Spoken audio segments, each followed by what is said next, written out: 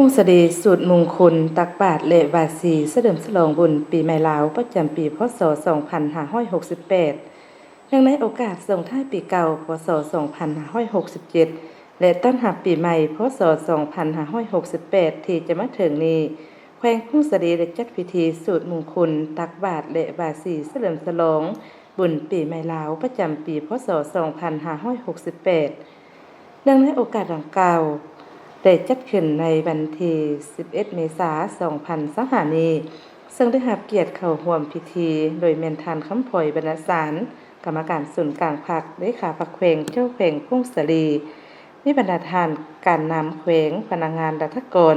และประชาชนบรรดาเผ่าเข้าร่วมโดยบรรยากาศที่เบิกบานเหมือนซื่น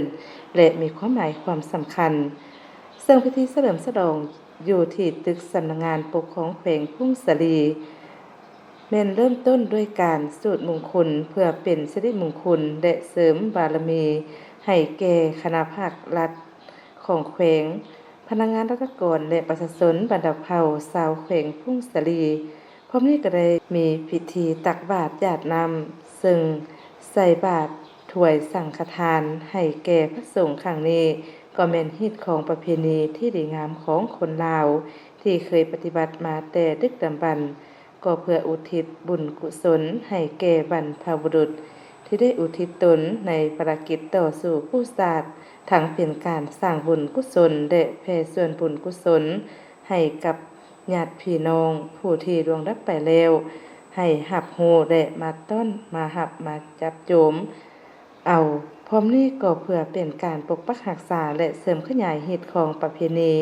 ที่เคยสืบทอดกันมาแต่โบราณกาลทั้งเป็นการเล่าห่มความสามัคคีให้เป็นปึกแผ่นรักษาได้วัฒนธรรมฮิตของประเพณีอันดีงามของศาสตร์ลาวเฮาที่เคยสืบทอดกันมาให้อยู่เคียงคู่กับสาวลาวที่เกิดใหม่ใหญ่รุ่นได้สืบทอดและเสริมขยายมูลเสื้อดังกล่าวให้มีความยืนยงตลอดไป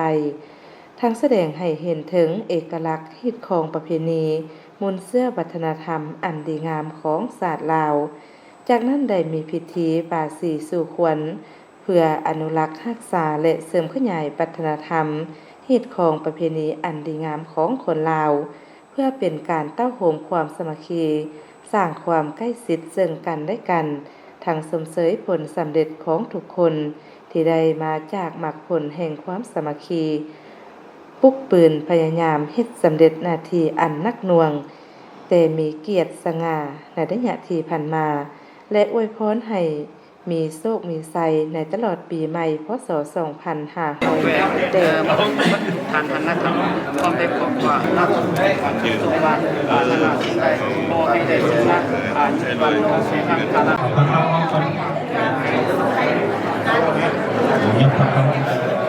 ทำสิ่งบาปและสิ่งใดสิ่งว่าโมให้ได้ชนะอายุวันตำนานและน้องเป็นคนที่มีความจงรักยาอะไรของใครยามีเดี๋ยวก็ไปก้อเดี๋ยวอะไรอย่างเงี้ยไม่ยังไม่ได้เป็นมันตักบาตรเปล่าคนไม่สองคนละคนมันจ